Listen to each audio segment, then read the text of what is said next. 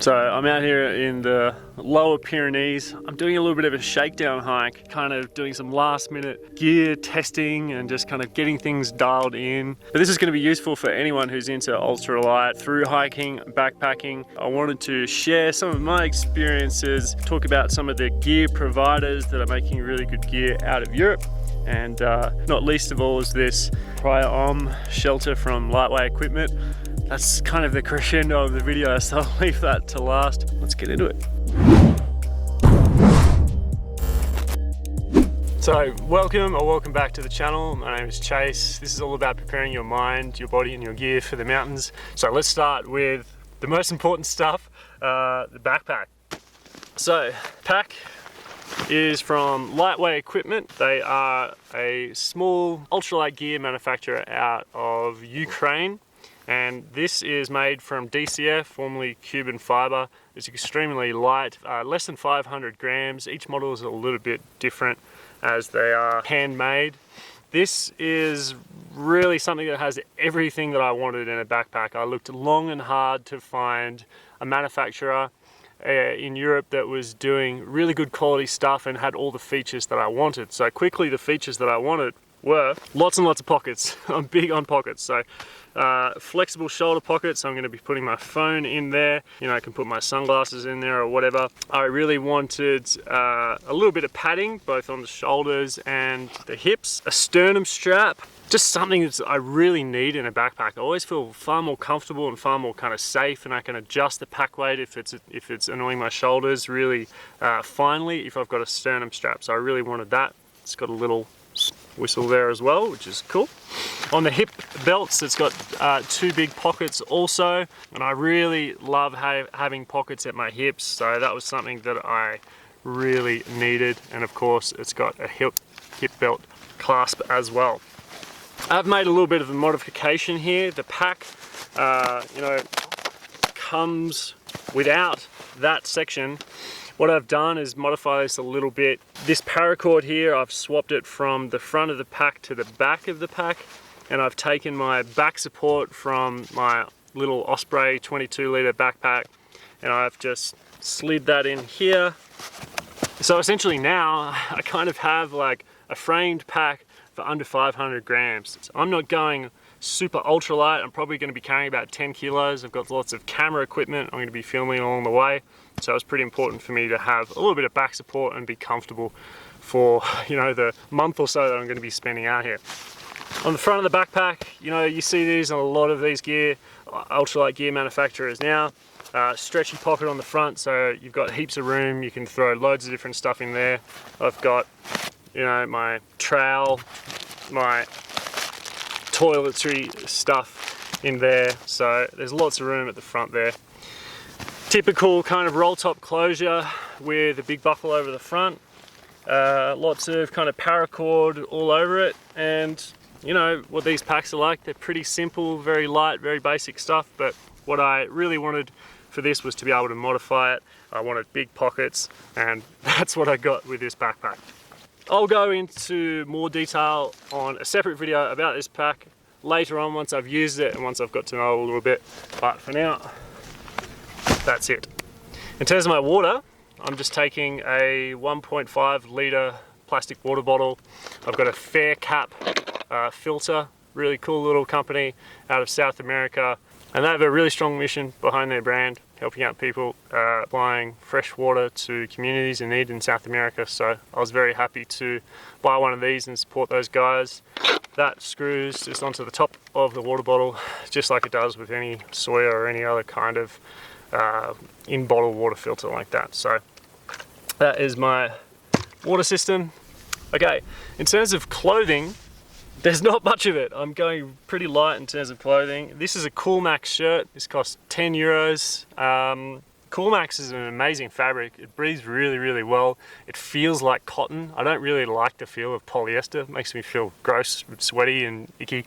So this breathes really well. It dries very quickly. It's super light. It's very affordable. So I probably will take 2 of these Coolmax shirts. I've got my super light, very short running shorts that I'm going to be wearing along the way. I've got thermal longs and thermal top. So this one is from Smart Wool. So that's going to be acting basically as my mid layer. I've got an Icebreaker Merino wool cap, which I'm going to sleep in or wear if it does get super cold, which it probably won't. And for that reason, you know, I'm doing this in August, September. It's unlikely to be cold. I am probably going to be getting a lot of rain. September is typically really rainy in the Pyrenees. So I made some crucial decisions here about my clothing. I decided not to bring a down jacket. That's because I'm going to be taking a sleeping bag from Us. They're a company here in the Pyrenees that make ultralight sleeping bags. I haven't got it yet, it should arrive in a day or two. That converts into a poncho, which is essentially a down jacket, so I can wear that when I'm cooking and stuff. So I'm either going to be wearing the poncho sitting around at camp, or I'm going to be using my 150 weight merino wool in combination with this jacket from Cortazu. Rain protection was probably my #1 priority here. So this is a 3-layer breathable waterproof jacket. It is designed as like a ski / mountaineering hiking jacket.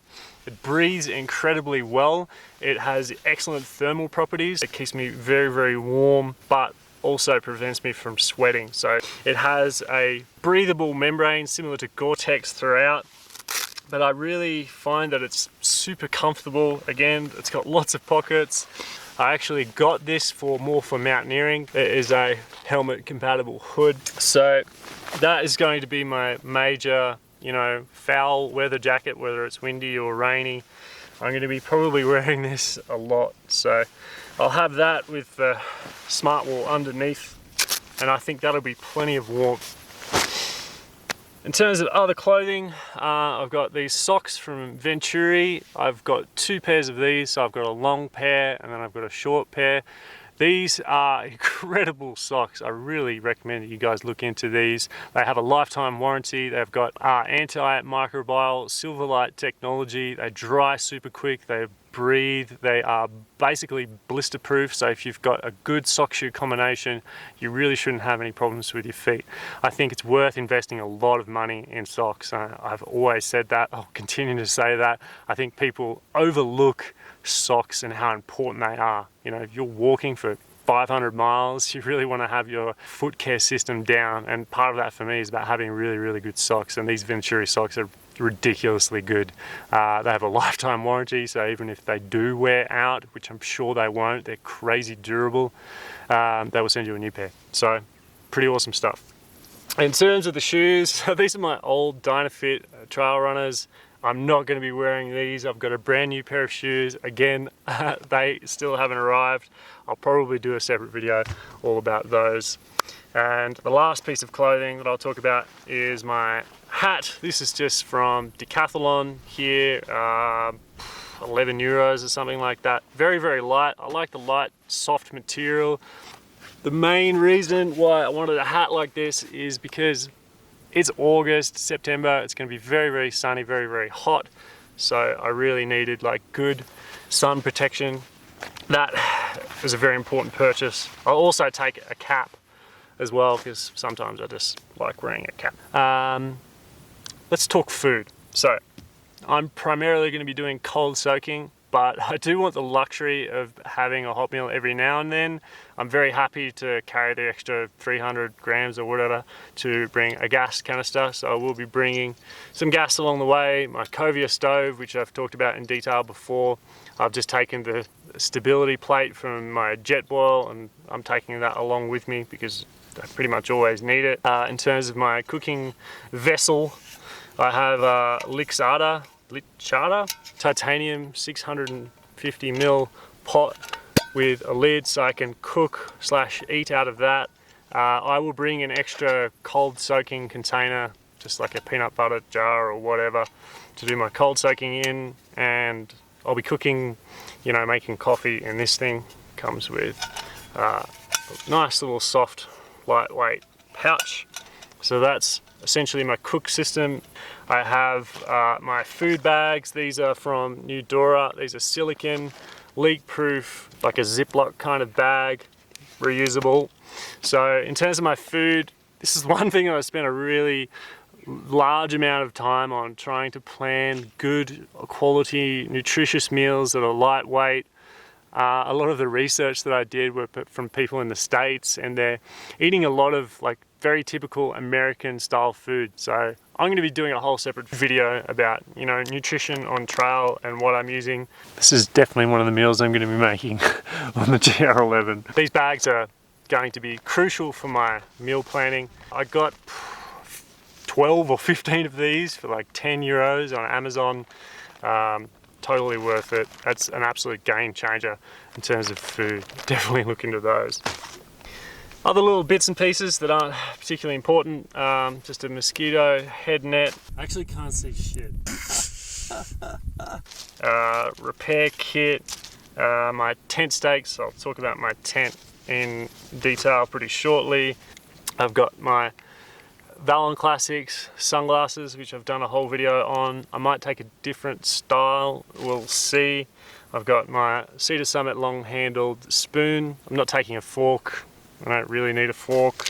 I've got a Swiss Army knife, very old school of me, but this has everything I need. It's got scissors, screwdriver if I need it, can opener, obviously a knife, all sorts of stuff on there. It doesn't really weigh that much, so I'm going to bring that along with me. Sunscreen, my lighting situation. I'm going to be bringing this Phoenix E16 tiny little handheld lamp. I don't really want to bring a head torch because I just don't need one. It has a small battery. I'm going to bring a spare battery with me. I'm going to clip that onto my hat, and that is sufficient for a head torch. It's very, very light, 21 grams. There's even rechargeable batteries that you can get with these that you can charge with a USB. So I'm going to be using this little guy along the way. I'm going to be charging it using the RAV Power 21k milliamp battery. This is a gigantic battery. The reason why I'm taking this is because I want to obviously charge my phone.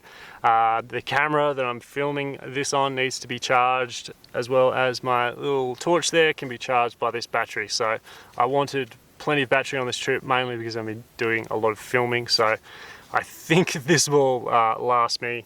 I'm not bringing a solar panel just because I find them annoying, like trying to face them in the sun while I'm walking all the time. I just wanted to bring a really big battery, and then I can recharge it when I get into town on my resupplies. I can charge it up, and that will last me for 3 or 4 days, I'm sure. The camera I'm using is brand new. It's the Canon M50, really nice, lightweight, perfect. The hiking, filming camera, really. I'm just using the kit lens, the 15-45, and here I've got a couple of extra SD cards because I want to be not holding back with the filming. I'm going to be making a lot of videos from this trip, so I want lots of storage.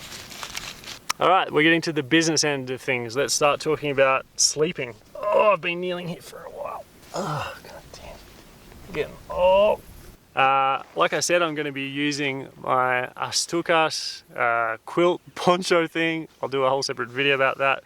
Can't wait to try it out. I'm also bringing a super luxury. This is a pillow. It's just from Forclaz, which is a Decathlon brand. This is super comfortable. It was only €8 or something, and I walked past and grabbed it, and it's just so soft. So that is a severe luxury that I'm bringing along with me, and will hopefully contribute to some good night's sleep along the way. I think sleep is super important, which is why I'm bringing a full mat as well. This one is from Camp. Camp is an Italian brand. They make pretty amazing stuff. It's full length. It is incredibly light, 315 grams. For me, you know, I looked at getting like a torso length mattress. It was actually hard to find one. I looked at the thermarests, the ones that fold up. I thought that that would be super annoying. It takes up loads of space. This thing packs down really tiny. I can stuff it away, and it provides a very comfortable night's sleep. I had my first night on it last night. I chose to use this rather than my Cedar Summit one because the Cedar Summit one is quite heavy and it takes up a lot of space. So whilst that is a beautiful insulated mat that I'll be using in the high mountains in winter and on mountaineering trips, I wanted something that was a lot lighter. This, very affordable, I think it was maybe 45 euros or something like that. Like I said, super light, packs down easily. It's a no-brainer. I've also brought a Saliwa survival blanket, just an emergency blanket. I think that's standard procedure. They weigh next to nothing. You should always bring one. If not for you, just for other people. If you find them in trouble, you can wrap them up in that. That's going to help them. The only thing left is to talk about my tent, my shelter. So let's get into that. So your shelter or your tent, your tarp is ultimately going to be one of the most important decisions that you'll make if you're going through hiking. So when I started researching and looking into shelters, I originally thought that the best thing for me was to get a tarp and a ground sheet. After plenty of research, I decided that it was just too hard to get a hold of a polycro ground sheet. I couldn't find one here in Europe without paying an extraordinary amount in postage for a tiny little lightweight piece of plastic. So I decided that I would go with an inner. And the other reason I decided to go with an inner was that the mosquitoes here in August, September in the Pyrenees can be pretty rough. So I wanted to be able to be comfortable, not be harassed by bugs. So I decided to get an inner as well as the outer kind of tarp system. So I looked around for loads of companies that were based here in Europe. So again, I didn't have to pay loads of postage. This company is lightweight equipment. It's the same manufacturer as my backpack, based in Ukraine. The outer is completely separate. You can buy that separately. That is around 400 grams. The inner, again, is around 400 grams. So you essentially have what could be a two-person tarp that you could use individually, and some nights I may use it without the inner if there isn't too many bugs around. So aside from the bugs, the main reason that I decided to get an inner was that the inner weighed around the same as the ground sheet that I already have at home. So I could have basically brought the ground sheet, it would have weighed the exact same amount as an inner. So in this case, I get a mosquito inner, I got a tent floor here, and that's everything I need. So that's the tarp. It's around 400 grams, super light, and that would probably do the job. And we've got the inner, which is probably around 300 grams. So all up, it's like 740 grams, something like that. So pretty light. So I've used this tent for the first time last night.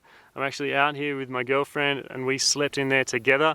I probably wouldn't recommend this for two people unless you wanted to have sex with that person. I think you've got to be very comfortable with the person that you're sleeping with if you're in this tent with another person. It is primarily a one-person deal, but at a pinch you can squeeze two people in there if you're very close with that person. You will need either a tree branch above or a trekking pole to support the tent itself. That was the one thing about this tent that I wasn't sure about. I thought that would become quite annoying, but I think with one person it'll be absolutely fine. It won't be a drama. So you can sneak in through the door here. The tent, as you can see, has two doors. It is designed to be very changeable, much like a tarp. Like you can lift up one side for airflow, or you can close it all down, cinch it down like if you're in a storm, for example. We had a little storm come through last night, but nothing too serious. Got a little bit of rain and it held up really well. You have to kind of know how to set this thing up. So I will do a whole video on that will go into a lot of detail once I've kind of really dialed the system down. But it's not like a pop-up, easy to use beginner person's tent, I will say that. This is really for lightweight hiking, long distance, cycling, cycle touring, anything where weight is a huge issue. And protection is a huge issue as well, but so far I love it. Like I said, I'll do a more in-depth video at the end of my trip where I'll go into a lot more detail about what worked, what didn't, what I'll change, but for now this has been my little shakedown hike. If you got some value out of this video, please hit the like button. It helps me know what kind of content you like and what I can make in the future. Thanks for following along. I'll see you on the summit.